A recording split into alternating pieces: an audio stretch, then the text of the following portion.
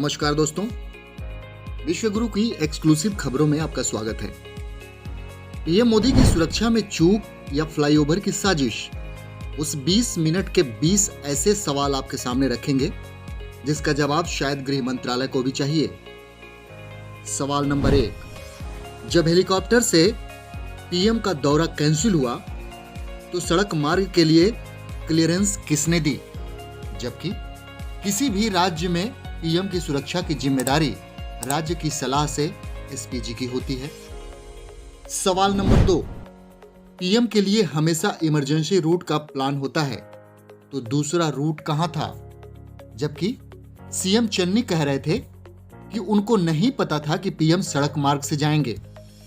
सवाल number 3, PM Modi का काफिला ओवरब्रिज पर ही क्यों फंसा, जबकि इस ओवरब्रिज से न दाएं जाने का रास्ता था न बाएं जाने का रास्ता था। यहां से अगल बगल कहीं भी जाने का रास्ता नहीं था। पीएम का काफिला बिल्कुल यहीं फंसा था। तस्वीरों में आप देख सकते हैं, देखिए लंबा जाम लगा हुआ है, दोनों तरफ से लॉक है। सवाल नंबर 4, प्रदर्शनकारी 10 मिनट में वहां कैसे पहुंचे, जबकि सीएम चन्नी कह रहे थे कि वो अचानक पहुंच गए। ये लोकतंत्र है, कहीं कोई भी जा सकता है। अब बताइए, ऐसी बयानबाजी क्या उचित था? सवाल नंबर 5, अगर किसान थे तो अब उनका विरोध क्यों, जबकि कृषि कानून वापसी पर किसान खुशी मनाए थे, पंजाब के किसान खास करके। सवाल नंबर 6, पीएम के काफिले के 2 किलोमीटर आगे की सुरक्षा बुलेट के द्वारा सुरक्षा कर्मी करते हैं। 2 किमी पहले एसपीजी को सूचना क्यों नहीं मिली? 2 किलोमीटर पहले किसी सुरक्षा कर्मी ने यह सूचना नहीं दी। जो राज्य की बुलेट सुरक्षा कर्मी होते हैं वो 2 किलोमीटर आगे चलते हैं और वो रूट क्लियरेंस का रास्ता देते हैं, जो एसपीजी को बताते रहते हैं। सवाल नंबर 7, जब गाड़ी जाम में फंसी थी तो सीएम ऑफिस का फोन क्यों नहीं उठ रहा था, जबकि एसपीजी के सुरक्षा कर्मी बार बार सीएम ऑफिस को फोन लगा रहे थे। बीजेपी का दावा है कि उनका फोन नहीं उठा।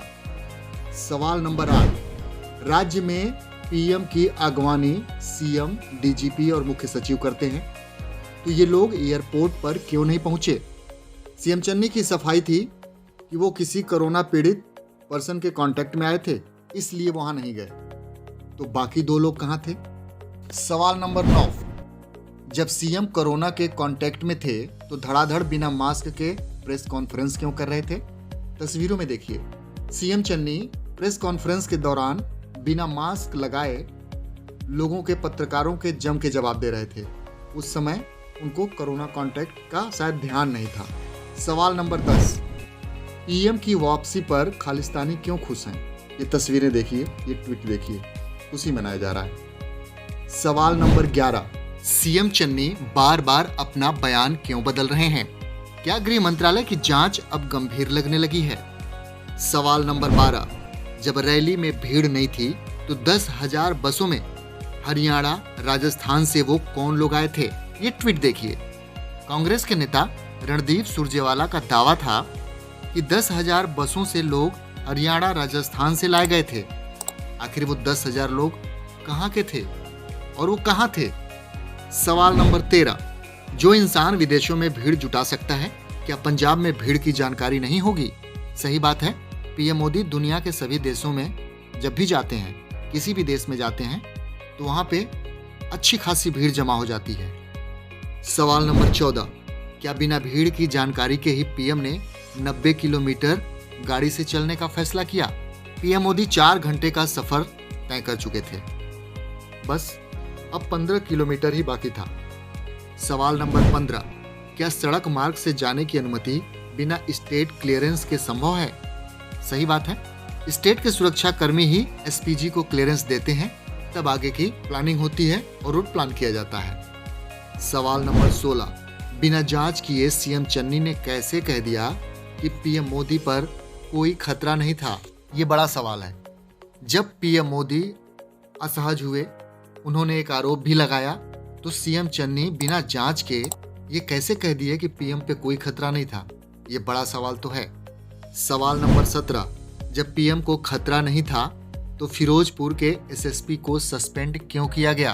कांग्रेस ने इतने दावे किए कि भीड़ नहीं थी तो पीएम ने कैंसिल किया, कोई खतरा नहीं था, वो किसान अचानक पहुंच गए, तो आखिर फिरोजपुर के एसएसपी को सस्पेंड करने का मतलब क्या था? सवाल नंबर 18, पाकिस्तान बॉर्डर 10 किलोमीटर की दूरी पर था, पीएम की गाड़ी वहीं क्यों फंसी? सही बात है, ओवरब्रिज की तस्वीरें देखिए। ओवरब्रिज पर पीएम मोदी का काफिला इस तरह से जाम में फंसना बड़े सवाल खड़ा करता है। सवाल नंबर 19, सबसे बड़ा सवाल, पीएम मोदी 4 घंटे का सफर कर चुके थे, क्या पीएम मोदी को 15 किलोमीटर पहले पता चला कि रैली में भीड़ नहीं है? जबकि पीएम के साथ उनकी सबसे बड़ी पार्टी का जनाधार है, उनका अपना एक तंत्र है, उनके पार्टी के प्रदेश में भारी भरकम कार्यकर्ता हैं, तो क्या इस भीड़ की जानकारी उनको नहीं थी? 4 घंटे वो सफर करने के बाद वो बठिंडा एयरपोर्ट पे भी वो चाहते तो वहां से वापस लौट जाते। खैर, अब सवाल नंबर 20, पीएम मोदी को खतरे में किसने डाला? शायद पीएम मोदी ने इसीलिए एयरपोर्ट पे अधिकारियों से कहा कि अपने सीएम से कहना थैंक यू कि मैं जिंदा बच गया। ये कुछ ऐसे सवाल हैं जिनके जवाब पूरा देश जानना चाहता है। अगर जो ये जानकारी अच्छी लगी दोस्तों, एक सब्सक्राइब करना। Thank you. जय हिंद।